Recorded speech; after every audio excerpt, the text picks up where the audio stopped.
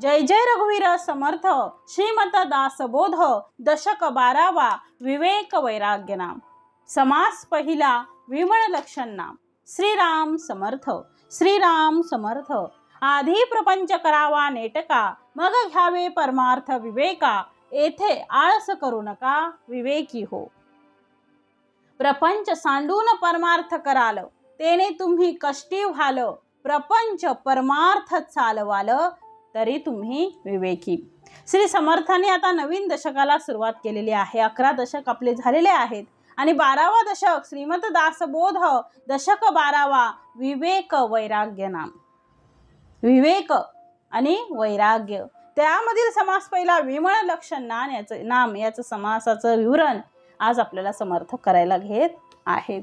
श्री समर्थांनी या दशकाचं नाव जरी विवेक आणि वैराग्य दिलं असलं तरी आपण जो आज समास पाहत आहोत त्या समासाचं नाव आहे विमळ लक्षण नाम।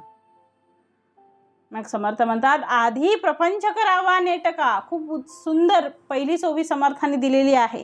आधी प्रपंच करावा नेटका मग घ्यावे परमार्थ विवेका। येथे आळस करू नका विवेकी हो। विवेकी माणसाने कसं असलं पाहिजे, कारण विवेक हा प्रत्येकाजवळ पाहिजे। विवेकाने आपण काम केलं पाहिजे तर समर्थ म्हणतात त्याची फलश्रुती आपल्याला मिळेल। मग आधी काय करावं, आधी प्रपंच नेटका करा मगच परमार्थ तुमचं विवेकाने होईल। आधी प्रपंचच जर धड केला नाही तर परमार्थ कसला धड होणार आहे। मग जो प्रपंचामध्ये प्रपंच व्यवस्थित करू शकतो तो परमार्थही व्यवस्थित करू शकतो। मग समर्थ म्हणतात आधी प्रपंच करावा नेटका। माणसाने पहिल्यांदा आधी प्रपंच म्हणजे काय हो, प्रपंच म्हणजे आधी व्यवहार नेटकेपणाने करा आणि मग परमार्थाचा विचार करा। मग घ्यावे परमार्थ विवेका। येथे आळस करू नका विवेक हो। विवेकी जनांसाठी विवेकी लोकांसाठी समर्थ म्हणतात विवेकी हो, विवेकी जन हो। येथे तुम्ही आळस करू नका। परमार्थ करायलाही आळस करू नका आणि प्रपंच करायलाही आळस करू नका। आधी प्रपंच करावा नेटका। आधी प्रपंच नीट करा मग बरोबरच आपण परमार्थाकडे वळले जाणार। मग प्रपंचच जर उत्तम असेल तर प्रपंचामध्ये आपल्याला जास्त गुरफटून बसायची गरज बसणार नाही, कारण आपला तेवढा वेळ आपल्याला परमार्थासाठी देता येईल। म्हणून समर्थांनी म्हटलेलं आहे आधी प्रपंच करावा नेटका। पहिल्यांदा सुरुवातीला सगळ्यात पहिला आधी प्रपंच नेटका करा, कारण प्रपंचात जर भरपूर समस्या असतील, प्रपंचात जर आपल्याला अडचणी असेल तर आपला लक्ष सगळा प्रपंचामध्येच अडकून राहील आणि त्याच्यामध्येच आपण अडकून बसू, परमार्थाकडे आपल्या वळणार नाही। म्हणून या संपूर्ण समासाचं नाव समर्थांनी काय दिले आहे, विवेक वैराग्य नाम। 12वा दशक आहे त्याचं दशकाचंच नाव आहे विवेक वैराग्य नाम। मग यांनी श्री समर्थांनी अनेक गोष्टी आम्हाला सांगितल्या आहेत आणि त्या सगळ्या गोष्टींमध्ये समर्थांनी विवेक आणि वैराग्याला जास्त महत्त्व दिलेले आहे। कारण जर आपल्याला इथं मोक्ष प्राप्त करून जर घ्यायचा असेल तर सगळ्यात पहिलं म्हणजे विवेक आणि वैराग्य आपल्याजवळ पाहिजे। विवेकाने आपण सगळं केलं पाहिजे। वैराग्य जिथे पाहिजे तिथंच आपल्याला जास्त आसक्ती ठेवता कामा नये, तिथे वैराग्य आपल्याला स्वीकारता आलं पाहिजे। मग समर्थ म्हणतात माऊली सुद्धा आपल्या ज्ञानेश्वरीमध्ये सांगतात आहे की ज्याला भगवंतापर्यंत पोचायचं आहे, माऊली म्हणतात आहे ज्याला भगवंतापर्यंत पोचायचं आहे, ज्याला भगवंतापर्यंत जायचं आहे, ज्याला भगवंत प्राप्त करायचा आहे त्याला सुद्धा विवेक आणि वैराग्याची जोड असलीच पाहिजे, कारण त्याच्याशिवाय आपण भगवंतापर्यंत पोचू शकत नाही। कारण भगवंत तेच आणि भगवंत पण तेच सांगतायत की जर तुला माझ्यापर्यंत यायचं असेल तर तुला विवेक आणि वैराग्याची गरज आहे। म्हणून या समासाचंच नाव आहे विवेक वैराग्य नाम। खूप सुंदर असा समास आहे, खूप उत्तमाचा समास आहे। विवेक आणि वैराग्य कशाला म्हणावं, ते कशाला आपल्याला मिळेल आणि कशातून आपण विवेकाकडे जाऊ, वैराग्याकडे जाऊ, आणि ते जर आपल्याला भगवंत जर आपल्याला मिळवायचं असेल, भगवंत जर आपल्याला पाहिजे असेल, भगवंतापर्यंत पोहोचायचं असेल तर या 2 गोष्टी आपल्याकडे असणं खूप गरजेचं आहे। आता विवेक म्हणजे काय आहे, विवेक म्हणजे निवड आहे हो। विवेक म्हणजे निवड आहे आणि वैराग्य म्हणजे नावड आहे। दृश्य जगताबद्दल ज्यांना नावड आहे म्हणजे ज्यांना दृश्य जगत आवडत नाही त्यांच्या मागे वैराग्य आहे असं आपण म्हणतो. आणि दृश्य जगतामध्ये भगवंत सोडून, नीट श्रवण करावं, दृश्य जगतामध्ये भगवंत सोडून दुसऱ्या गोष्टी टाकणे याला विवेक असं म्हणतात. आपण त्याच्यामध्ये असतो पासून त्याच्यापासून कसं असतो, अलिप्त असतो. जसं फणस आहे बघा, फणसाची ती आतमध्ये असलेली, गऱ्यांमध्ये असलेली बी ती किती अलगद. चिकूची बी बघा, चिकूची बी सुद्धा आतमध्ये असते पूर्ण, त्याच्यामध्ये बाजूला ते सगळा चिकूचा जे हे आहे ते चिकटलेलं असतं, चिकू त्याला चिकटलेला असतो, परंतु त्याची बी चिकू फोडल्याबरोबर बी सहज सहज नकळत ती बाहेर येते हो. तिला कुठूनही आतमध्ये हे करून काढावी लागत नाही, ती सहज निघते. मग तसं अलिप्त असलं पाहिजे, तसं वैराग्य आपल्याकडे असलं पाहिजे. त्याच्यामध्ये आहे पण त्याच्यामध्ये अडकलेला नाही. म्हणून विवेक आणि वैराग्य या दोन्ही गोष्टी प्रपंची माणसाला खूप आवश्यक आहेत. आणि त्यापैकी एकच गोष्ट करून चालेल का हो? नाही चालणार हो. विवेक आणि वैराग्य या दोघांची जोड असली पाहिजे. नुसतं विवेक आहे आणि वैराग्य नाही, चालणार नाही. वैराग्य आहे पण विवेक नाही, चालणार नाही. कारण समर्थ म्हणतात आहे की नुसते वैराग्य हे काढ पिसे, नुसते वैराग्यही धारण केलं तरी दुःखी होणार आहोत. आणि नुसता संसार करत बसाल तरी सुद्धा दुःखी व्हाल. म्हणून प्रपंच आणि परमार्थ या दोन्ही गोष्टींचा सुमधुर समन्वय म्हणजे श्री समर्थाने आपल्या साधकांना घालायला सांगितलेला आहे. आणि या समासामध्ये विशेष करून समर्थ म्हणतात जगा आणि जगू द्या, या एका तत्वाने विवेक आणि वैराग्य आवश्यक आहे. समर्थ म्हणतात जगा आणि जगू द्या. तुम्ही स्वतः पण जगा आणि दुसऱ्यांना पण जगू द्या. जिथे विवेक पाहिजे, जिथे वैराग्य पाहिजे तिथे धारण केलंच पाहिजे. नको त्या गोष्टींमध्ये अडकून. आपण आता कितीतरी ऐकतो, एखाद्या जमिनीच्या तुकड्यासाठी दोन भावांमध्ये वाद होतो. त्याच्यानंतर त्यांचा जो वाद आहे तो कायम पिढ्यानपिढ्या टिकून राहतो एका जमिनीच्या तुकड्यासाठी हो.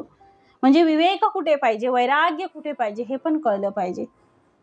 मग छोट्या छोट्या गोष्टींमध्ये अडकून न बसण्यापेक्षा समर्थ म्हणतात विवेक आणि वैराग्याची जोड करा. विवेक आणि वैराग्याची जोड जर आपल्यामध्ये असेल तर आपल्याला भगवंतापर्यंत पोचायला वेळ लागणार नाही. कारण या समासामध्ये विशेष करून समर्थांनीच म्हटलं आहे जगा आणि जगू द्या. हा हे तत्व समर्थ इथे सांगत आहेत. आणि ज्याच्याकडे विवेक आणि वैराग्य नाही, समर्थ म्हणतात ज्याच्याकडे नाही तर अनेक प्रकारच्या समस्या त्यांना समाजात निर्माण होतात. आणि म्हणून आम्ही विवेक आणि वैराग्य संपन्न झालं पाहिजे. प्रपंच आणि परमार्थ उत्तम चालवायला पाहिजे. प्रपंच धड नसल्यामुळे आणि परमार्थ न कळल्यामुळे, परमार्थ म्हणजे नेमकं काय हेच न कळल्यामुळे अनेक लोक काय करतात, आपले व्यवहार त्यांचे चुकतात. आणि म्हणून समर्थांनी या दोन गोष्टी तुम्ही अभ्यासाव्यात असा आग्रह धरलेला आहे. कारण समर्थ म्हणतात विवेक आणि वैराग्य कळल्याशिवाय मोक्षाची प्राप्ती होणार नाही. मोक्ष प्राप्तीसाठी आपल्याला आपलं ध्येय काय आहे, आपला जन्म का झालेला आहे, आपल्या जन्माचं सार्थक आपल्याला काय करायचं आहे. कारण ही नरदेहाची जी काही लॉटरी आपल्याला लागलेली आहे ती पुन्हा पुन्हा भेटत नाही. 84 लक्ष जीव योनी एवढ्या सगळ्या पार केल्यानंतर मनुष्य जन्म प्राप्त होतो. आणि समर्थ म्हणतात त्यामध्ये समर्थांनी सांगितलेलं आहे तर की समर्थ म्हणतात आहे की आपण या सगळ्यातून हे जे दृश्य जगत आहे त्याच्यामध्ये राहून आपल्याला अलिप्त राहता आलं पाहिजे. कशामध्येही आपण अडकता कामा नये हो. संत तुकाराम महाराज काय नव्हतं, सगळं होतं. नंतर सगळं संत तुकाराम महाराजांचं हळूहळू संसारातलं लक्षही कमी झालं. त्यांना फक्त विठ्ठल आणि विठ्ठल. मग समर्थ म्हणतात आहे की आपण प्रपंचात राहून आपण तिथून वैराग्य धारण केलं पाहिजे. म्हणजे आपण तिथे राहावं, ते सगळं करावं. ते सगळं करून समर्थ म्हणतात जर प्रपंच उत्तमाचा असेल, प्रपंच जर आपण उत्तमाचा केला, त्याच्यामध्ये जर काही अडचणी नाही आल्या तर आपलं बरोबर आपण परमार्थ करू शकतो. परंतु जर प्रपंचात धड झाला नाही तर आपला सगळा लक्ष जो आहे तो आपला यामध्येच अडकून राहतो, प्रपंचामध्ये अडकून राहतो आणि आपल्याला परमार्थाला काही वेळ भेटत नाही. म्हणून म्हणतात साई समर्थ आधी प्रपंच करावा नेटका, मग घ्यावे परमार्थ विवेका. समर्थ म्हणतात भगवान रामकृष्ण परमहंस असं म्हणत असत की प्रपंच दाई सारखा करावा आणि परमार्थ आई सारखा करावा. प्रपंच समर्थ म्हणतात दाईसारखा करावा.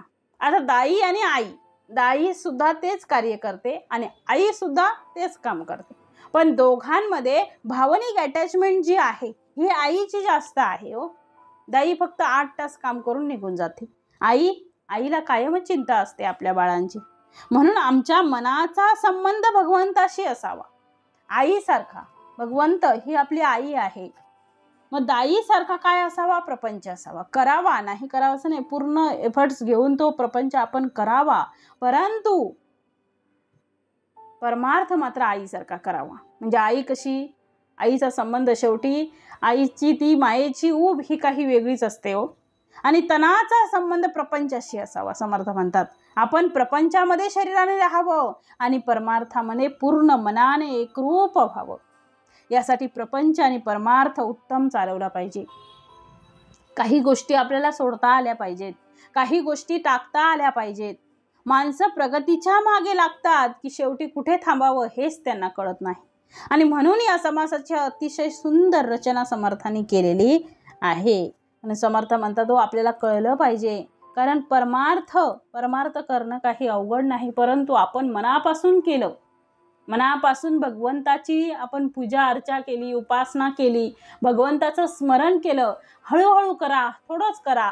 दिवसातून आपल्याला किती वेळ असतो, आपण काम करत असताना जरी स्मरण केलं तरी ते भगवंतापर्यंत पोचतं. असं नाही की आपल्याला जपच घेऊन बसायचं आहे. एखादी व्यक्ती सकाळपासून संध्याकाळपर्यंत खूप बिझी असतात.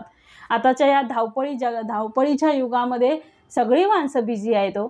परंतु समर्थ म्हणतात आहे याच धावपळीच्या ह्याच्यामध्ये तुला टाइम काढता आला पाहिजे. जे तू काम करते आहेस, ते तू काम करतो आहेस, ते काम श्री सद्गुरुचरणी समर्पयामी म्हणून प्रत्येक कामाच्या ठिकाणी आपल्याला स्मरण ठेवता आलं पाहिजे. स्मरण हे वेगळं नाही आहे, आपल्याला वेगळी भक्ती करा असं म्हटलेलं नाही. निवांत बसून उपासना करा, जप करा, ते नाही जमलं तर आपण आपल्या कामातून जे कार्य करतोय आहे ते भगवंताचं आहे, भगवंत करून घेत आहेत या धारणाने केलं तर आपल्याला समर्थ म्हणतात आहे सगळी सुख आपल्याला त्यातून मिळू शकतात. आपण भगवंताशी त्यामुळे जोडले जाऊ शकतो.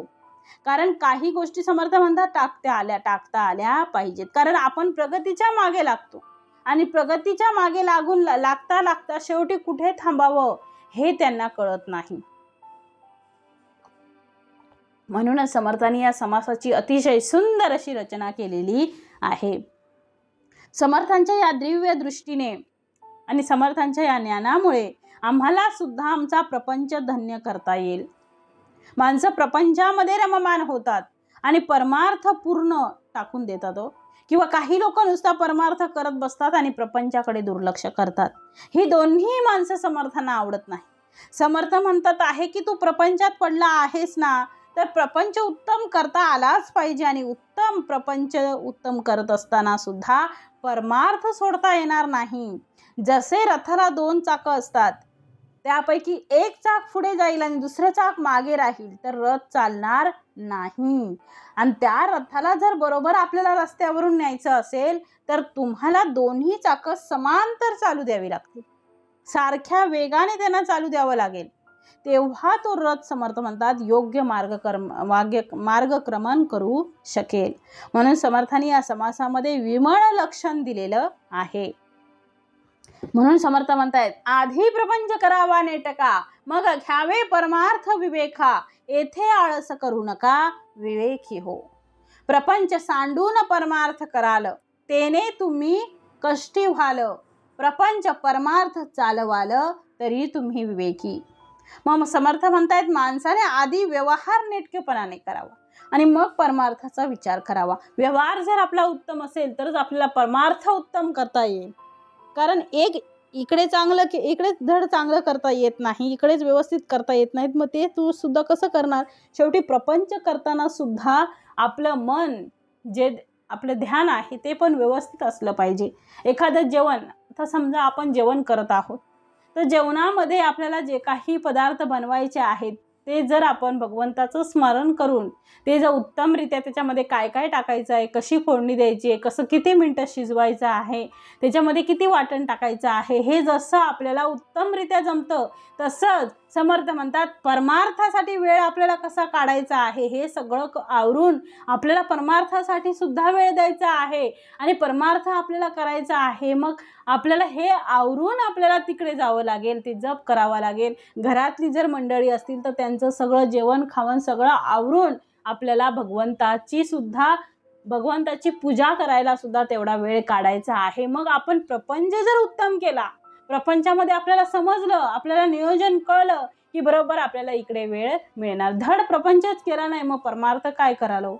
म्हणून समर्थ म्हणतात आधी प्रपंच करावा नेटका, मग घ्यावे परमार्थ विवेका। मग माणसाने आधी व्यवहार नीटकेपणाने करावा आणि मग परमार्थाचा विचार करावा, मग घ्यावे परमार्थ विवेका। येथे आळस करू नका विवेकी हो, मग विवेकी जन हो, येथे तुम्ही आता आळस करू नका।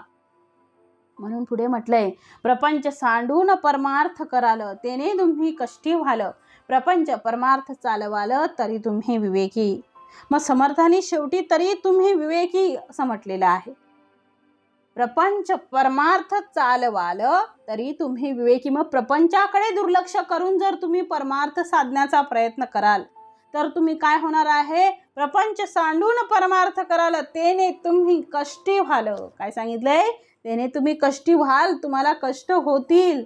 आणि जर समर्थ म्हणतात प्रपंच परमार्थ चालवाल तरी तुम्ही विवेकी।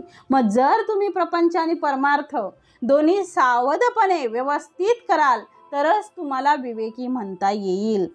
मग समर्थांनी शेवटी तरी तुम्ही विवेकी म्हटलं आहे। असं म्हटलं आहे तर समर्थ म्हणतात कधी तुम्ही विवेकी, तर प्रपंच आणि परमार्थ दोन सांगितलेले आहेत। दोन्ही एका नाण्याच्या दोन बाजू आहेत, प्रपंच आणि परमार्थ दोन्ही उत्तम पाहिजे तरच नाणं आहे ते नाणं कळेल। मग तसं समर्थांनी म्हटलं योग्य पद्धतीने ते चालवला तर विवेकी आहे, नुसता प्रपंच केला तर तो कसा आहे, अविवेकी आहे। आणि नुसता परमार्थ घेऊन बसला तरी सुद्धा तुम्ही काय आहे, विवेकी ठरत नाही। म्हणून प्रपंच आणि परमार्थ उत्तम चालवावा, म्हणून म्हटलंय आधी प्रपंच करावा नेटका। मग त्याच्यासाठी आधी परमार्थ करून नंतर प्रपंच करेल नाही चालणार। आधी प्रपंच करावा नेटका, मग घ्यावे परमार्थ विवेक। आधी म्हणजे सुरुवातीलाच, पण ती सुरुवात कधी, कारण आधी प्रपंच करावा नेटका, मग घ्यावे परमार्थ विवेका। येथे आळस करू नका विवेकी हो, मग आधी प्रपंच नेटका करणं। याचा अर्थ आपल्याला जर पारमार्थिक सुख जर प्राप्त करून घ्यायचं असेल, पारमार्थिक आपल्याला प्रगती आणि उन्नती करायची असेल तर घरामध्ये सारखी रडरड असेल, घरामध्ये सारखी किरकिर असेल, काही नेहमी वितंडवाद असतील तर त्यावेळेस आपलं लक्ष सारखं त्या प्रपंचामध्ये ओढलं जाऊ शकतं। समजलं? मग समर्थ म्हणतात आहे प्रपंच म्हणजे का सांगितले समर्थांनी, कारण समर्थ म्हणतात सारखंच जर आपल्या घरात किरकिर असेल, सारखंच जर भांडणं असतील तर आपलं लक्ष कसं लागेल परमार्थामध्ये, आपलं लक्ष सगळा प्रपंचामध्ये अडकून राहील। मग समर्थ म्हणतात पहिला हा प्रपंच उत्तम करा, त्याच्यामध्ये पूर्ण एफर्ट्स देऊन ते उत्तम प्रकारे प्रपंच करा, जेणेकरून तिकडे गेल्यानंतर परमार्थात गेल्यानंतर किंवा एखाद्या कीर्तनाला गेलो, भजनाला गेलो किंवा उपासनेला बसलो, तिथे बसल्यानंतर आपल्याला इकडची अजिबात आठवण आली नाही पाहिजे। नाहीतर कुकर लावलाय का, सिटी बंद, कुकर गॅस बंद केला आहे का, मग तिकडे काय काय आहे, तिकडे हे ठेवलंय, हे तिकडे ते ठेवलंय, आता मुलगा यायची वेळ झाली आहे किंवा जेवण बनवायचं आहे, असं टेन्शन असता का म्हणे। तुमचं जे काही आहे ते भरभर आवरून उत्तमरित्या ते परफेक्ट करून नंतर व्यवस्थित करून आपण इकडे बसता आलं पाहिजे, म्हणजे जेणेकरून आपलं लक्ष इकडे वेधला जाणार नाही। कारण परमार्थामध्ये आपण पूर्ण आपलं तन मन धन अगदी पूर्ण एकवटून आपण ते केलं पाहिजे। मग सारखी रडरड असेल, सारखेच वाद असतील तर आपलं लक्ष लागणार नाही हो। म्हणून कष्ट केले पण फळ काहीच मिळत नाही। एवढं करून परमार्थ करतोय परंतु फळ काही मिळणार नाही, कसं मिळेल, लक्षच नाही ना। लक्ष असेल तर त्याची पोचपावती आपल्याला मिळू शकते। मग आपण जे श्रद्धेने करणार आहे त्याच्याकडे आपलं लक्ष पाहिजे, भले थोडं करा परंतु त्याच्यामध्ये आपण आपले 100% आपल्याला देता आले पाहिजेत। कष्ट केलं पण फळ मिळतच नाही। संसारामध्ये माणसाने असा संसार करून काही उपयोग नाही हो। संसार करत असताना उत्तम तो करता आला पाहिजे, त्या संसारामध्ये सगळ्या गोष्टी उत्तम असल्या पाहिजे। संत एकनाथांचा जसा संसार होता तसा हा संसार झाला पाहिजे. म्हणून तसा संसार प्राप्त करण्यासाठी कष्टाची गरज आहे हो. आम्ही झोपून राहिलो, कष्ट केले नाही, पैसा आणला नाही तर संसार कसा सुखाचा होईल. आपल्या घरात पाय दिल्यानंतर बघा, एखाद्याच्या घरी आपण गेलो, एखाद्याच्या पाहुण्याच्या घरी किंवा एखादा आपल्या ओळखीचा माणूस आहे नातेवाईकांच्या घरी गेलो, घरात पाय ठेवल्याबरोबर इकडे तिकडे आपलं लक्ष जातो. आणि त्यात आपण जर स्त्रिया असेल तर आपला कटाक्षाने लक्ष असतो त्याच्याकडे काय काय आहे, कुठे कुठे काय ठेवलंय, अगदी परफेक्ट कुठे काय ठेवलंय आहे याची बरोबर ती माहिती देऊ शकेल. मग आपण आपल्या त्या एखाद्याच्या घरामध्ये प्रवेश करतो किंवा आपल्या घरामध्ये कोणीतरी प्रवेश करतो, त्यावेळी तिथे असलेल्या वस्तूंना बघून किंवा ते घर कसं ठेवलं आहे, कसं सजवलं आहे, कुठे राहतो आहे हे बघून माणसाची आर्थिक परिस्थिती समजते. आपल्याला समजतं की याच्याकडे किती काय असू शकतं. मग समर्थ म्हणतात आहे की घराची आर्थिक परिस्थिती कशी आहे हे 2 मिनिटात ओळखता येतं. घरामध्ये असलेल्या सगळ्या गोष्टी, सुख सोयी, समृद्धी या नजरेतून काही लपत नाहीत आणि या संसाराला आवश्यक आहेत तर ते असल्याच पाहिजेत हो. मग आवश्यक असलेल्या गोष्टी सगळ्या आपल्या ज्या आहेत त्या आपल्याला, त्या समृद्धी या नजरेतून, सुख सोयी आहेत त्या नजरेतून चुकत नाहीत हो. या संसाराला आवश्यक आहेत तर ते असल्याच पाहिजेत. मग प्रपंच नेटका करा, याचा अर्थ जितका हवा आहे तितका योग्य पद्धतीने करा. आहे म्हणून आज एक भांडं लागले म्हणून भरमसाठ भांडी आणून ठेवायची नाही. जेवढं पाहिजे आहे तेवढं गरजेला आणा. एखादं असेल एक्स्ट्रा तरी चालेल, परंतु समर्थ म्हणतात त्याच्या मागे लागू नका.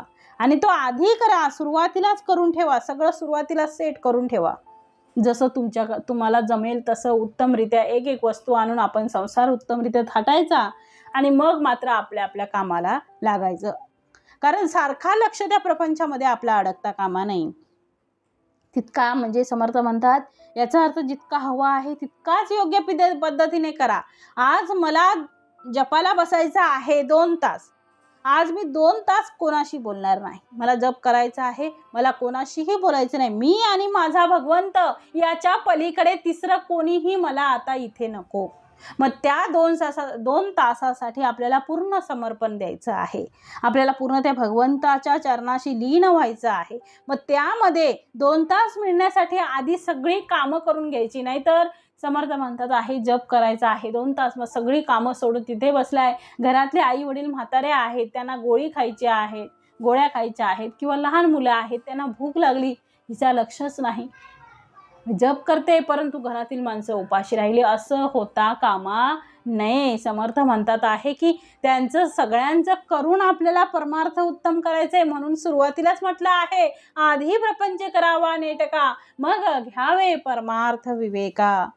मग आज मी 2 तास कोणाशी बोलणार नाही. मी आणि माझा भगवंत आणि माझं नाम एवढंच मी आज राहणार आहे.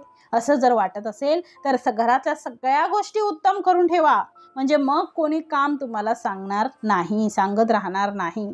अशा प्रकारची कुठलीही ओरड शिल्लक राहणार नाही की हे काम राहिलं, ते काम राहिलं, जेवण नाही केलं, पाणी नाही भरलं, असं काही होता कामा नाही. सगळ्या गोष्टी उपलब्ध असल्या पाहिजे. 4 पैसे गाठीलाही आपले असले पाहिजेत हो. आपल्याला गरज लागेल त्या पैशांची आपल्याला पैसे आपल्याकडे असणं गरजेचं आहे. कारण नुसतं समर्थ म्हणतात नुसता प्रपंच करत बसाल पण स्वतःच्या गाठीला 4 पैसे नाहीत, असं होता कामा नये. जर आपल्याकडे कोण गरजेला पैसे मागायला आलं तर आपल्याला 2 पैसे आपल्याला पटकन काढून सुद्धा देता आले पाहिजेत. चांगल्या प्रपंचाचं हे लक्षण आहे की त्याचे प्रत्येक व्यवहार, त्याची प्रत्येक कृती ही आदर्शच असली पाहिजे.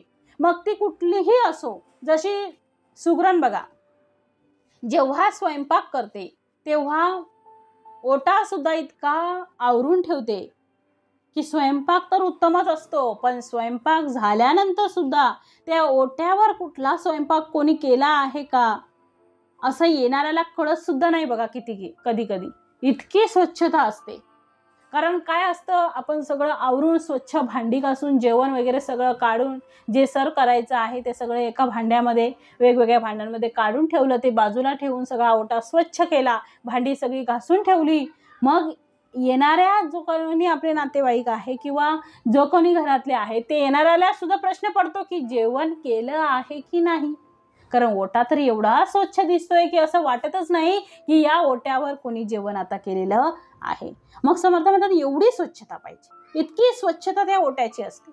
याचा अर्थ नीटनेटकेपणा हो. त्या ओट्याकडे जसा भेटतो, म्हणजे बघा घरात गेल्यानंतर आपल्याला कळतं की ह्या घरातली स्त्री कशी आहे, त्या घराला बघून आपल्याला कळतं.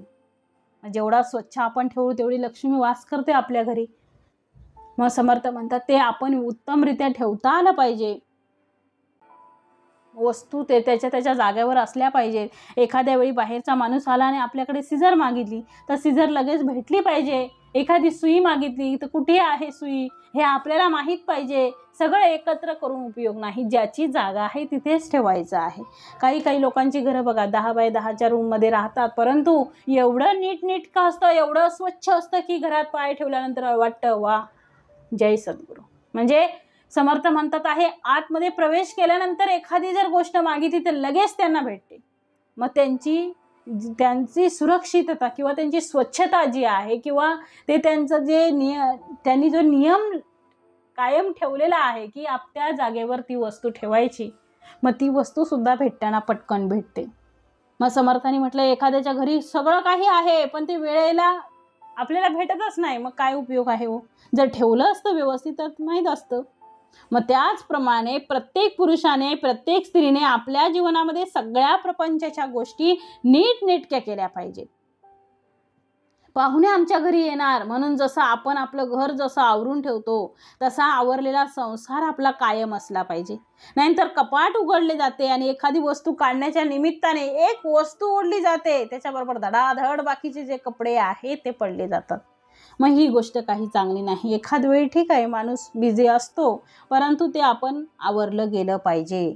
सगळ्या गोष्टी उत्तम असल्या पाहिजेत. उत्तमच आपण राहण्याचा प्रयत्न करायचा, काटेकोर सगळ्या गोष्टी अगदी जिथल्या तिथे उत्तमरित्या व्यवस्थित स्वच्छ नीटनेटक्या आपल्याला ठेवता आल्या पाहिजेत. थोडा प्रयत्न करायचा, हळूहळू सगळं साध्य होतं. सगळं एका दिवशी करायची गरज नाही.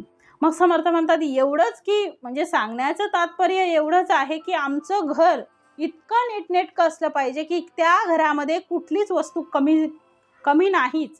याचंच कारण काय आहे तर प्रपंच नेटका आहे. सगळं आहे त्यांच्याकडे, काय नाही आहे. जेवढ्या गरजेच्या वस्तू आहेत तेवढ्या त्या घरामध्ये आहेत. एखादी 4 माणसं पटकन जेवायला आली तर आपल्याकडे ती सोबत भांडी सुद्धा असणं गरजेचं आहे. नाही तर 2 माणसं राहतात म्हणून दोघांचंच आणून ठेवलं त्याला संसार बनत नाहीत. मग 4 माणसं आल्यानंतर आपण दुसऱ्याकडे जाऊन मागणार हे काही योग्य नाही. आपल्याला जे पाहिजे आहे ना ते आपल्याकडे असणं गरजेचं आहे. खूप इम्पॉर्टंट गोष्टी आपल्याकडे असाव्यात. मग समर्थ म्हणतात हे सगळं जर असेल तर उत्तम संसार जर आपल्याला करता आला तर समर्थ म्हणतात तसाच नीटनेटका तसा स्वच्छ आपल्याला भगवंताची भक्ती सुद्धा करता येते. म्हणून म्हटलंय आधी प्रपंच करावा नेटका मग घ्यावे परमार्थ विवेका. येथे का आळस करू नका विवेकी हो. विवेकी माणसाने येथे आळस करू नका. म्हणजे प्रपंचातही आळस करू नये आणि परमार्थातही आळस करू नये. आता लोक प्रपंच चांगला नेटका करतात आणि नेटका परमार्थ करायची वेळ आली की फारच आळस करतात. जप करणार नाही, पोथी वाचणार नाही, मंदिरात जाणार नाही, कीर्तनात जाणार नाही, दिवा लावणार नाही, शुभंकरोती म्हणणार नाहीत आणि मुलांनाही शिकवणार नाही, काही करणार नाही हो. इतका आळस का करावा. लहान मुलं ती लहान असताना त्यांच्यावर संस्कार लावा आणि त्यांच्यासमोर मोठे जसे वागतील तशीच ती वागतात हो. त्यामुळे घरातली सर्वच लोक संस्कारात वागावीत. त्यामुळे लहान मुलांच्या त्या सगळ्या गोष्टी त्या अंगवळणी पडतात. आता काय होतं तर मुलांना मोबाईल दिला जातो आणि आई काम करत राहते. कारण काय तर ते ऐकतच नाही. तो कसे ऐकतील हो. आईचं काम झाल्यावर आई सुद्धा मोबाईल घेऊन बसते, मग मुलं पण तेच करणार. म्हणून समर्थ म्हणतात आहे तुम्ही आदर्श जोपर्यंत होत नाही तोपर्यंत तुमचा प्रपंच सुद्धा आदर्श होणार नाही. कारण आई वडिलांकडे बघूनच मुलं शिकत असतात. मुलांना कितीही शिकवलं काहीही शिकवलं तरी बघून जशी घरात माणसं वागतात तशीच मुलं सुद्धा वागतात हो. जसे आपले आई वडील वागले तसे आपण मुलं वागणार, मग आपण जसे वागलो तसे आपली मुलं वागणार. मग समर्थ म्हणतात आहे तोपर्यंत तुमचा प्रपंच सुद्धा आदर्श होणार नाही आणि तोपर्यंत तुमचा परमार्थही आदर्श होणार नाही. म्हणून समर्थ म्हणतात आहे की प्रपंच सांडून परमार्थ कराल तेने तुम्ही कष्टी व्हाल प्रपंच परमार्थ चालवालं तरी तुम्ही विवेकी. मग एक सोडून दुसरंच करायचं का? परमार्थ सोडून फक्त प्रपंच करायचा आणि प्रपंच सोडून फक्त परमार्थ करायचा, हे सुद्धा योग्य नाही. दोन्ही गोष्टीत आपण माहिर असलो पाहिजे. म्हणून तुम्ही प्रपंच सांडून जर परमार्थ केला, नुसतं देवदेव करत बसलो, हेही म्हणजे समर्थ म्हणतात हेही योग्य नाही. दे दे हरिपलंगावरी नुसतं नामजप करतोय, काहीच काम करत नाही, आळस करत बसलो तर तुम्ही उपाशी मरायची वेळ येईल. मग आधी कष्ट मग फळ, कष्टची नाही ते निर्फळ, साक्षेपे विन केवळ वृथा पृष्ठ. म्हणून नुसतं तुम्ही प्रपंच करत बसलात आणि परमार्थाकडे दुर्लक्ष केलं. समर्थ म्हणतात नुसतं प्रपंच करत बसला आणि परमार्थाकडे दुर्लक्ष केलं तरी सुद्धा अडचण आहे, आणि नुसता परमार्थच घेऊन बसले तरी सुद्धा अडचण आहे. म्हणून समर्थांनी दोन्ही गोष्टी उत्तम कराव्या असा आग्रह धरलेला आहे. म्हणून पुढच्या ओळीमध्ये समर्थ म्हणतात, प्रपंच सांडून परमार्थ कराल तरी अन्न मिळे, प्रपंच सांडून परमार्थ केला तरी अन्न मिळेना खायाला, मग तया करंट्याला परमार्थ कैचा. मग आता समर्थ म्हणतात प्रपंचाला दुर्लक्ष करून परमार्थ करायला लागल्यावर खायला अन्न कसं मिळेल. मग पुढे म्हटलंय मग तया करंट्याला परमार्थ कैचा. मग अशा भाग्यहीन माणसाला परमार्थ कसा साधता येईल. म्हणून म्हटलंय समर्थाने की आपण आपला स्वधर्म विसरून नुसता प्रपंच करत बसू तरी सुद्धा आपण अविवेकी ठरू, आणि नुसता प्रपंचात करत बसाल ते सुद्धा चुकीचं आहे. काही एकांत काही लोकांत, काही म्हटलं आहे, एक फक्त एकांत आणि फक्त लोकांत म्हटलेला नाही. काही एकांत काही लोकांत ऐसा कंठीत जावा काळ. म्हणून समर्थ इथे म्हणतात आहे की प्रपंच सांडून प्रपंच करीसी, परमार्थ सांडून प्रपंच करीसी, तर तू यमयातना भोगीसी, अंती परम कष्टी होसी यमयातना भोगिता. आता समर्थाने म्हटलेलं आहे की परमार्थ सांडून प्रपंच करीसी, म्हणजे अजिबात सोडून देऊन केवळ तुम्ही जर प्रपंचच कराल, परमार्थ केलाच नाही, फक्त प्रपंचच करत बसले तरी तू यमयातना भोगीसी, मग तर तुम्हाला पुढे जाऊन यमयातना ह्या भोगाव्याच लागणार आहेत. अंती परम कष्टी होसी यमयातना भोगिता. म्हणजे अंती म्हणजे शेवटच्या क्षणी, शेवटच्या मरण जवळ आल्यावर आपण काय होणार, अंती परम कष्टी होशी यमयातना भोगीशी. मग यमयातना भोगता भोगता आपण काय होतो, अत्यंत आपल्याला ते कष्ट भोगावे लागतात, कष्ट होतात. म्हणून म्हटलंय हातामध्ये झोळी घेतली आणि जर तुम्ही फिरत बसले तर ते योग्य नाही, कारण मुळामध्ये आपण वैराग्य संपन्न नाही आणि पोटासाठी पुन्हा अन्न गोळा करत बसत आहात. भिक्षा काय मागायची हो, पुन्हा अन्न गोळा करत बसत आहात, भिक्षा काय मागायची हो.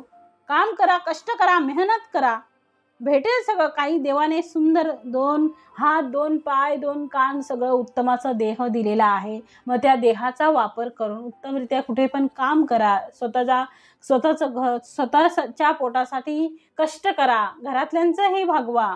आणि ते जर आपण नुसतं झोळी घेऊन आपण जर फुकट फिरत बसलो, हे देतंय ते देतंय म्हणून, तर समर्थ म्हणतात ते काही योग्य नाही. स्वतः कष्ट करून ते कमवलं पाहिजे. सगळा संसार सोडून जर अशा प्रकारे आराम करत बसाल तर समर्थांना ते मान्य नाही. म्हणून म्हटलेलं आहे परमार्थ सांडून प्रपंच करीसी, तरी तू यमयातना भोगीसी, अंती परम कष्टी होसी यमयातना भोगिता. म्हणजे शेवटी तुला यमयातना भोगायच्याच आहेत, त्या काही तुझ्या सुटलेल्या नाहीत. तुम्ही प्रपंच करता करता परमार्थ सांडून प्रपंच केला, प्रपंच केला पण परमार्थ सोडून दिला, शेवटी मात्र आम्हाला मरावं लागणार आहे. मरताना मात्र यमयातना होणार आहेत, आम्हाला त्याचे कष्ट भोगावे लागणार आहेत. आणि त्या कष्टातून जर आम्हाला वाचायचं असेल तर त्याच्यासाठी आम्हाला परमार्थ करणे गरजेचं आहे.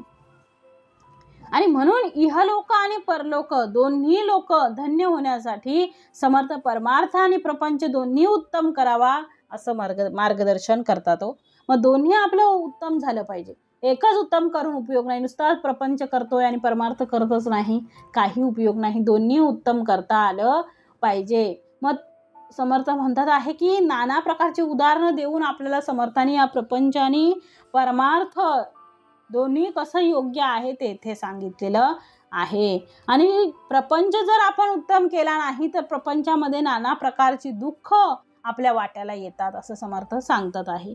म्हणून म्हटलेलं आहे परमार्थ सांडून प्रपंच करीसी तरी तू यमयातना भोगसी. म्हणजे एका बाजूला आपण प्रपंचच करत राहिलो म्हणजे संसाराचाच विचार केला तरी सुद्धा आपल्याला काय होणार आहे, अंतिमात्र यमाच्या यातना भोगाव्या लागणारच आहेत. आपण म्हणतो काय तर या माणसाने पाप केलं होतं, किती दिवस झाले तो पडूनच आहे. बघा एखादा जर जमिनीला खेळलेला असेल, त्याला चालता बोलता येत नसेल, मग काही माणसं आपले जमा झाल्यावर काय बोलतो आपण, त्याने पाप केलेला आहे म्हणून तो आता भोगतो आहे. असं नसतं. भगवंत त्याला त्याच्यातून मुक्त का करत नाही, कारण त्याला सुटका का करत नाहीत, कारण मरताना सुद्धा माणसाला सुखरूप जायची इच्छा असते. कोणाला नसते हो. सगळ्यांना वाटतं की आपले शेवटचा क्षण कसा व्हावा, गोड व्हावा आणि शेवटच्या क्षणी आपल्याला असं मरण यावं की आपल्याला कळताही कामा नये, कुठलाही त्रास नको, वेदना नको. भगवंताने कसं आपल्याला जन्माला घातलं ते कळलं नाही. किती आनंदाने आपण या पृथ्वीवर आलो, तितक्यात आनंदाने आम्हाला या देहाला टाकताना सुद्धा आम्हाला झालं पाहिजे, आनंद वाटला पाहिजे. कारण अंती परमकष्टी होसी, अंती परमकष्टी माणसं आपल्याला म्हणजे माणसं आपल्याला व्हायचं नाही याचा अर्थ अंती परमकष्टी व्हायचं नाही याचा अर्थ यमयातना भोगायच्या नाहीत. मग त्यासाठी आपल्याला आत्तापासूनच प्रयत्न केले पाहिजेत. आपण म्हणू वयाची 60 वर्ष गेली म्हणजे आता आपण परमार्थ करायला मोकळे, हे अजिबात चालणार नाही. समर्थ म्हणतात जर तुम्हाला अंती परमकष्टी व्हायचं नसेल तर आतापासूनच त्याला सुरुवात करा. अगदी लहानपणापासूनच आपल्याला परमार्थाची ओढ पाहिजे, म्हणजे हळूहळू आपल्याला ते अंगवळणी पडतं आणि भगवंताचं विशेष नाव करून घ्यायची गरज लागत नाही. आपल्या मुखावर प्रत्येक क्षणी प्रत्येक वेळी काय काय बघितलं, नवीन काय बघितलं तरी आपल्याला भगवंताचं नाव आपल्या मुखामध्ये राहतं. मग त्यासाठी आपण काय करावं, यमयातना भोगायच्या नाहीत असं वाटत असेल काय करावं, तर समर्थ म्हणतात परमार्थ सांडून प्रपंच करीसी तरी तू यमयातना भोगीसी अंती परमकष्ट होसी यमयातना भोगिता. मग शेवटी यमयातना भोगताना माणसाला खूप कष्ट होतील. आता दुसऱ्या बाजूला समर्थाने सांगितले की नुसता परमार्थच करत बसलो म्हणजे आम्ही घरातच झोपून राहिलो तर काय होईल. मग पुढे दिले आहे साहेब कामाचं नाही गेला. काय म्हटलंय, साहेब कामाचं नाही गेला, गृहीच सुरवाडवून बैसला. म्हणजे आळशासारखाच बसला, कामावरच जात नाही. आळस हा माणसाचा सगळ्यात मोठा शत्रू आहे हो, बाकी कोणीच शत्रू नाही, आळसच सगळ्यात मोठा शत्रू आहे. माणसाचं सगळ्यात मोठं नुकसान हे आमच्या आळसाने केलेलं आहे. आणि म्हणून समर्थ म्हणतात आहे की साहेब घरी राहून चालेल का. आता एखाद्या बँकेचा मॅनेजर आहे, तो घरीच झोपून राहिला चालेल का हो, मग ती कामं कशी होणार आहेत.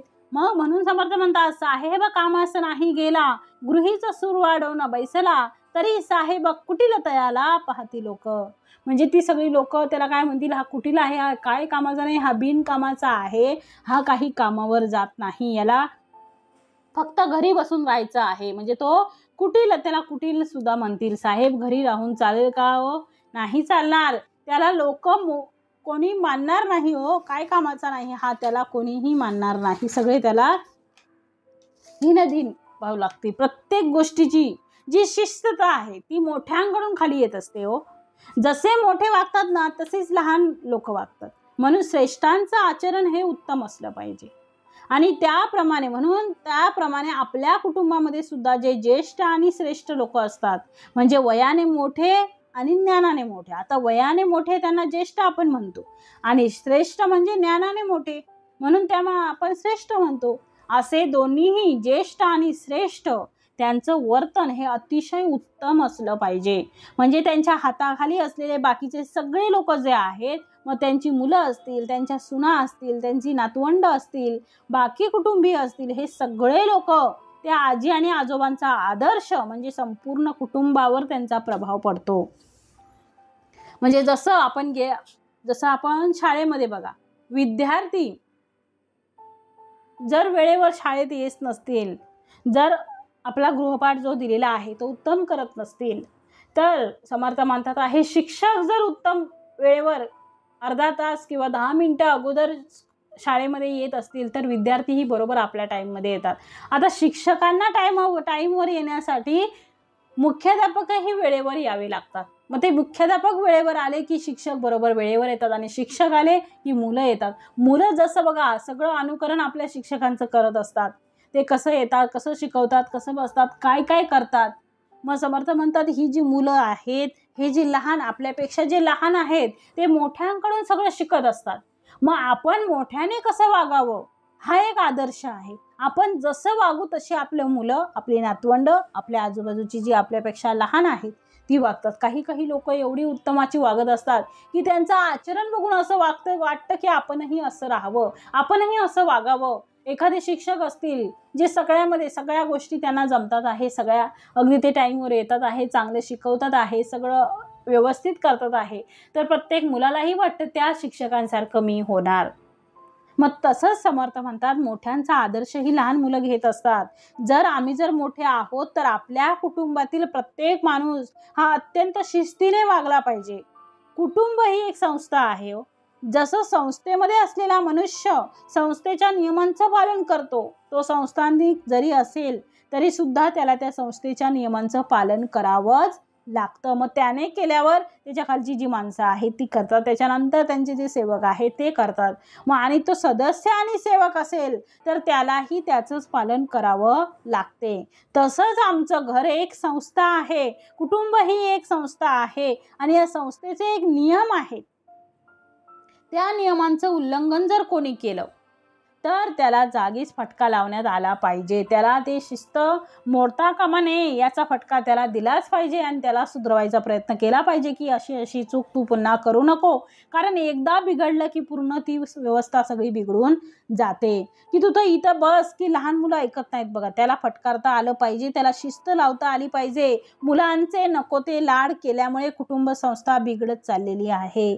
मुलांचे नको ते लाड करायचे नाहीत. जे पाहिजे ना त्यांना खायला पाहिजे, फिरायला पाहिजे, जिथं पाहिजे तिथं न्या त्यांना, द्या त्यांना, ठीक आहे. परंतु नको त्या गोष्टीची कधीही आपण त्यांचे लाड करू नये. कारण एकदा लहानपणी जर आपण त्यांना पाहिजे त्या सगळ्या गोष्टी जर देत बसलो तर मोठ्यापणी त्यांना कष्ट करायची गरज लागत नाही. कारण त्यांना वाटतं की सगळं मला आयतं मिळत आहे, आता मी कष्ट करणार नाही, मी न कष्ट करताच मला मिळत आहे. मग हे सत्य आहे. कारण हे खूप लाड झाल्यामुळे आता हे सगळं कुटुंब संस्था बिघडत चाललेली आहे. पहिलीच्या घरांमध्ये बघा किती कडक शिस्तीचे वडील असायचे. आई वडील हे कडक शिस्तीचे वडील तर असायचे. अगदी गृहपाठ करायचा, सकाळी उठायचं, नंतर आंघोळ करून दिवाबत्ती करून सगळं आपलं आवरून शाळेत म्हणजे मुलं शाळेत जायची. आमच्या वेळेला तर तसंच होतं.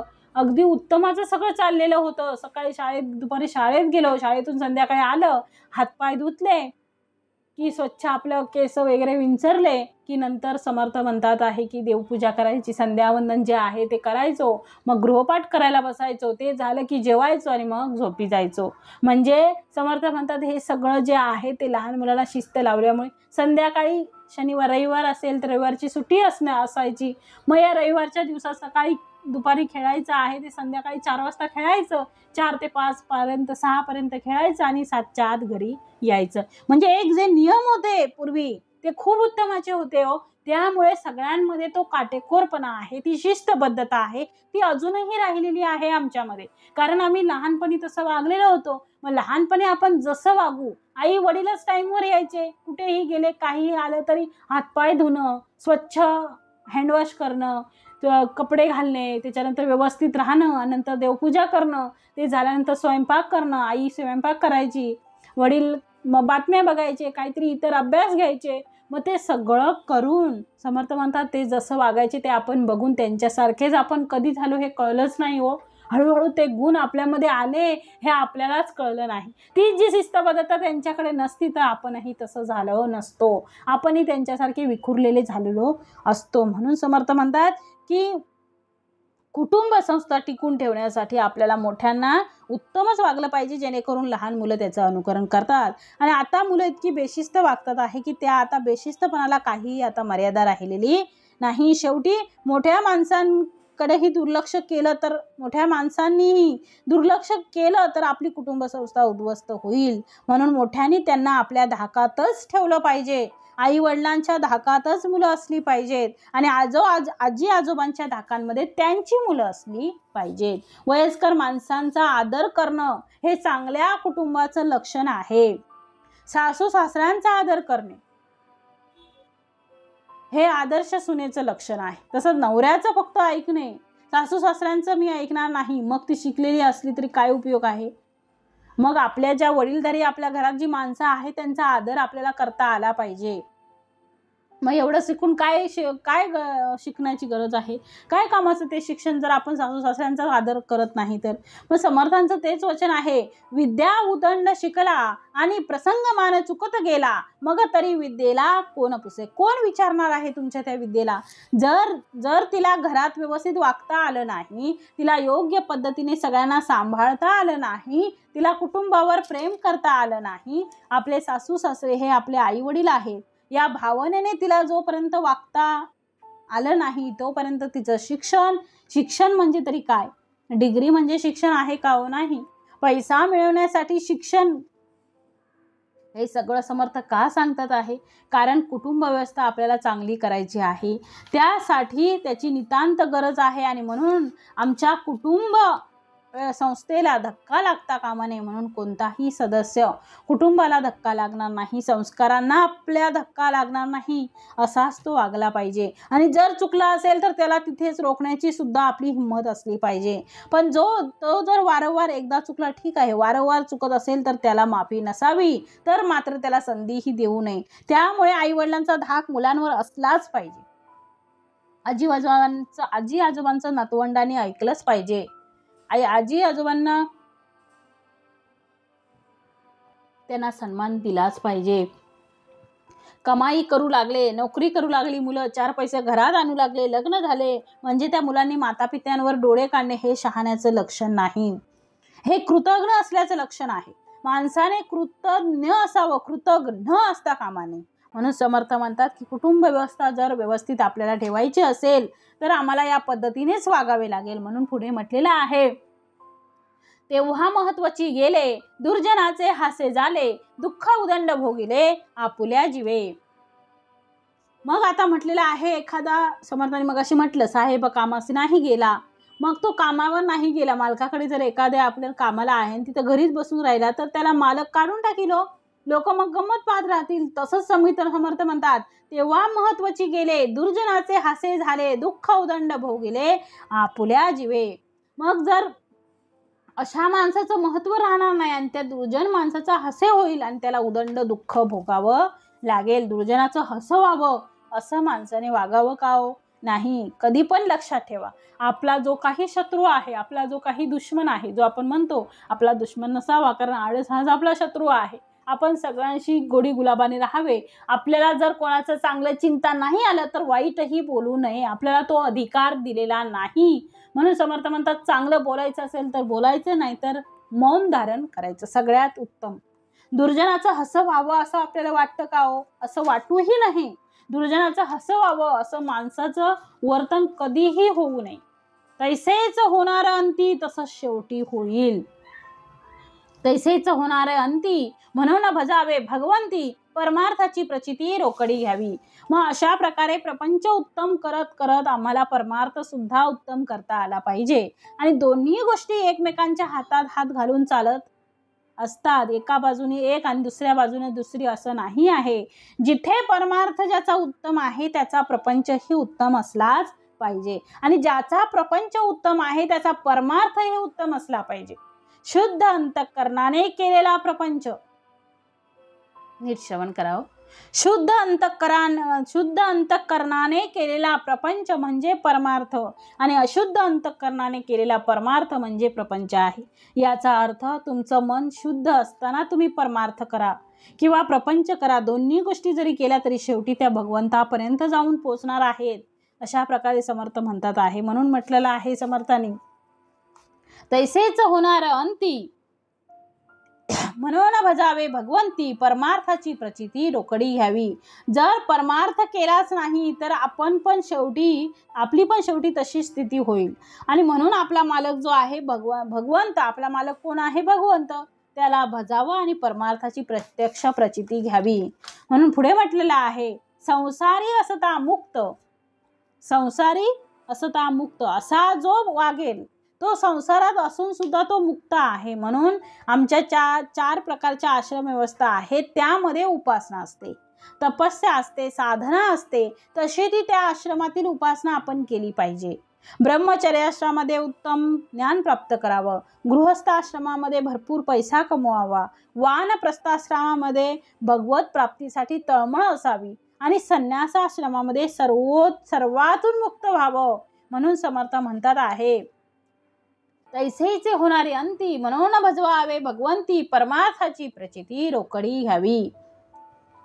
संसारी असता मुक्त तोची जाणावा संयुक्त, अखंड पाहे युक्तायुक्त विचार नाही. मग साधकाच्या विवेक वैराग्यादिकांची जी कसोटी आहे ती प्रत्यक्ष संसारात, समर्थ म्हणतात प्रत्यक्ष संसारातील व्यवहारात होत असते. आणि व्यवहारातही ज्याची धारणा ढळत नाही तो साधक योग्य असतो. म्हणून नेहमी योग्य काय अयोग्य काय याचा विचार करूनच आपण वागतो आहे आणि तसं वागलं पाहिजे. म्हणून संसारी असता मुक्त तोची जाणावा संयुक्त, अखंड पाहे युक्तायुक्त विचार नाही. प्रपंची जो सावधान तो परमार्थ करील जाण, प्रपंची जो अप्रमाण तो परमार्थी खोटा. सावधान खूप उत्तमाची ओवी आहे. प्रपंची जो सावधान, जो प्रपंचात अत्यंत दक्ष असतो तोच परमार्थही नीट करू शकतो.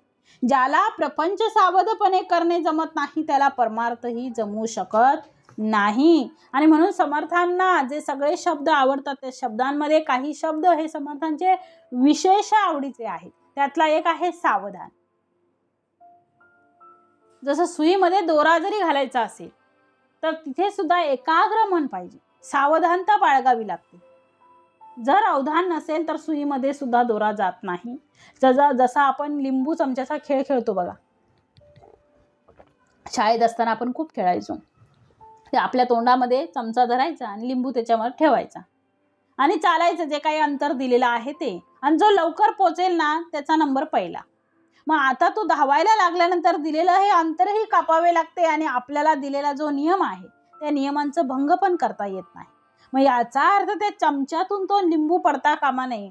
समर्थ तेच म्हणतात आहे, प्रपंची जो सावधान, याचा अर्थ त्या चमच्यातून लिंबू पडू न देणे. लिंबू पडता कामा नये म्हणजे समर्थांच्या मते तो सावधान आहे.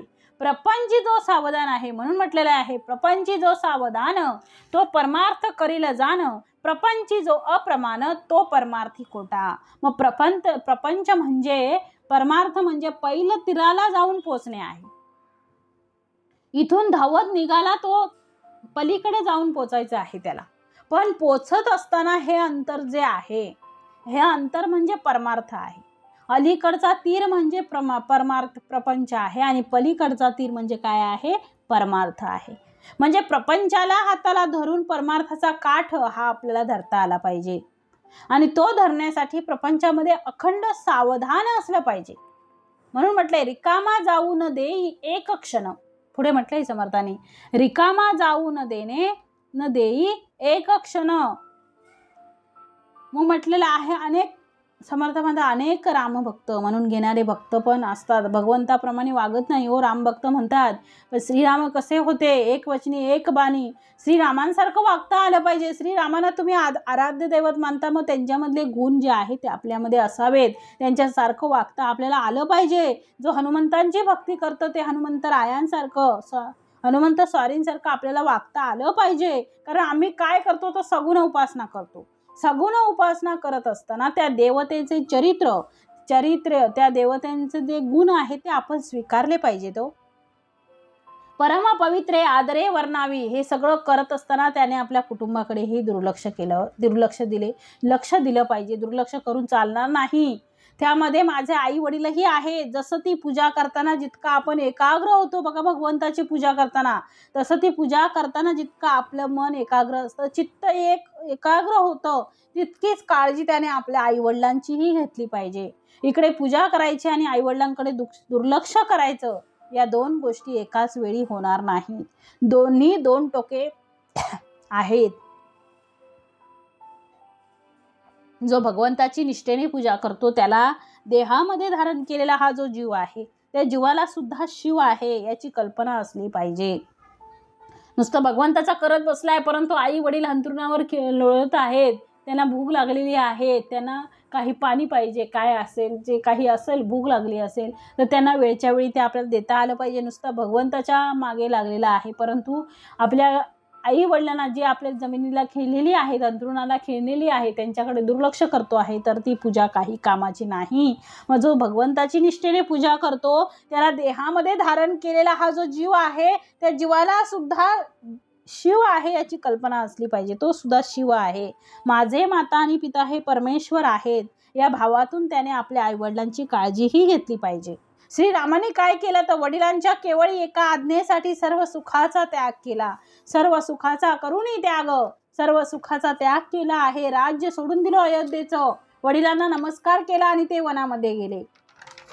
तसंच बंधुप्रेम किती होतं हो, हे रामायणातून शिकावं. राम वनवासात होते, श्रीरामांच्या डोळ्यात पाणी आलं. लक्ष्मण बाजूलाच उभे होते. लक्ष्मणाने विचारलं की दादा, डोळ्यात पाणी का आलं आहे? त्यावेळेस श्रीराम म्हणाले की या इथे किती थंडी वाजते आहे, मला माहीत आहे इथल्यापेक्षा जास्त थंडी अयोध्येमध्ये आहे. माझा भरत त्या थंडीमध्ये कुडकुडत असेल, कारण तो सुद्धा नंदीग्रामामध्ये तपस्याच करतो आहे. त्याची मला आठवण आली आहे, म्हणून डोळ्यात पाणी आलं आहे. म्हणजे रामचरित्र का आदर्श आहे, कारण तिथली कुटुंब व्यवस्था उत्तम होती, म्हणून प्रपंच चांगला. याचा अर्थ नुसती सुख सोयी नाही, तर सर्वांवर प्रेम हे त्यामागचं कारण आहे. सगळे एकमेकांना असे जोडले गेले पाहिजेत, आणि असे जोडले गेले पाहिजेत की ज्याप्रमाणे एका माळेमध्ये सगळे मणी असतात, पण त्या माळेतला जो मणी आहे तो जोडण्याचं सामर्थ्य त्याच्या असलेल्या धाग्यामध्ये आहे. तर तो धागा कोणता आहे, तर तो प्रेमाचा धागा आहे. त्या प्रेमाच्या एका धाग्याने कुटुंबातील सगळे जोडले गेले आणि सगळे एकमेकांच्या सुखात सुख मानू लागले आहेत, दुःखात दुःख मानू लागले, तर मात्र ते कुटुंब खऱ्या अर्थाने धन्य होते. समर्थाने प्रपंच उत्तम झाला पाहिजे हा जो आग्रह धरलेला आहे तो यासाठीच आहे की कुटुंबातील सगळे लोक एकमताचे झाले पाहिजेत. देह वेगवेगळे असतील, परंतु त्यांचे आत्मे मात्र एक आहेत.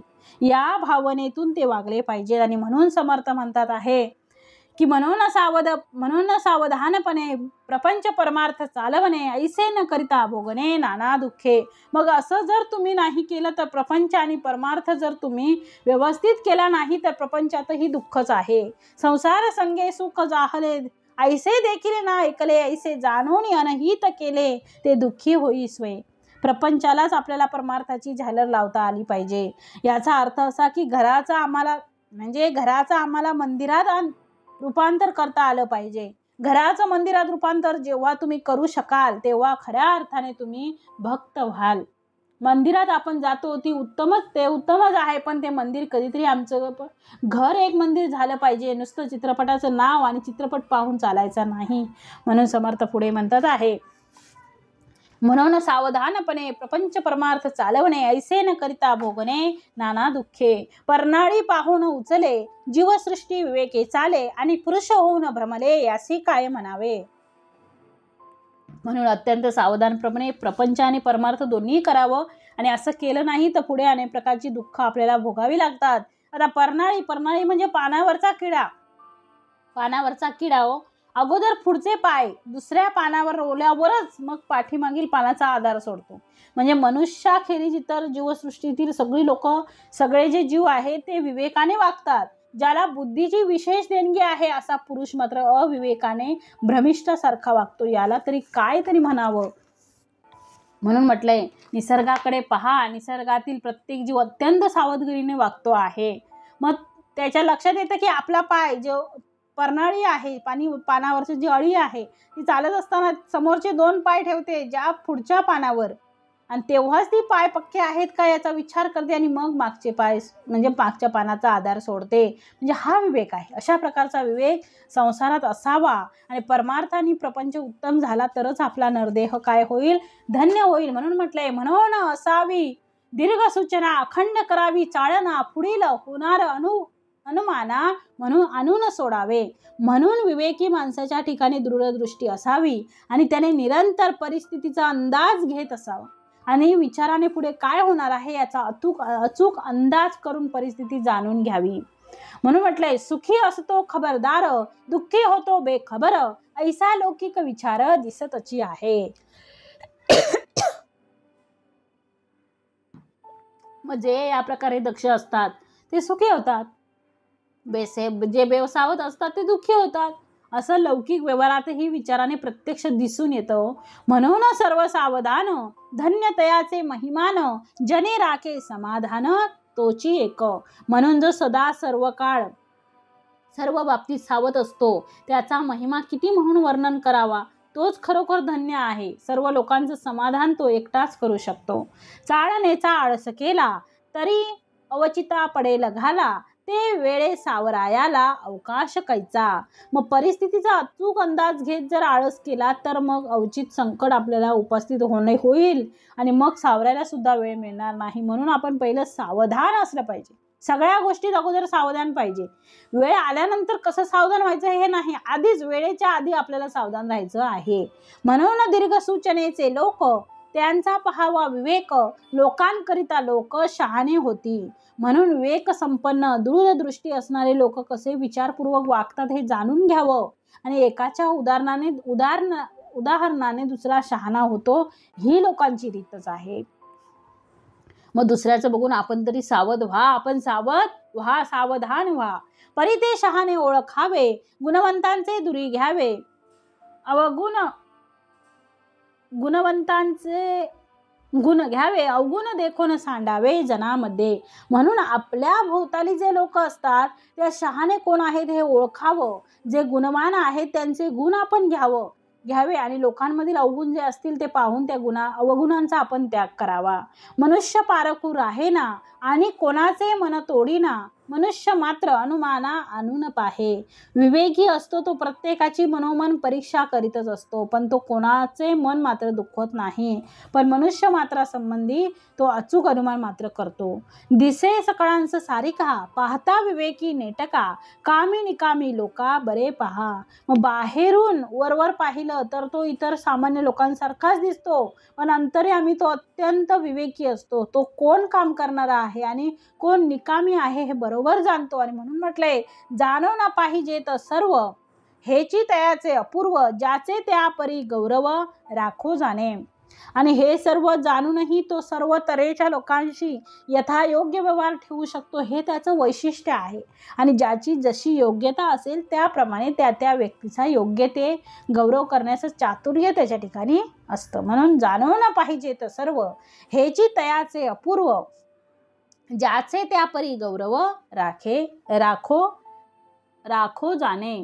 इति श्रीदास बोधे गुरु शिष्य संवादे विमळ लक्षण नाम समास पहिला. जय जय रघुवीर समर्थ.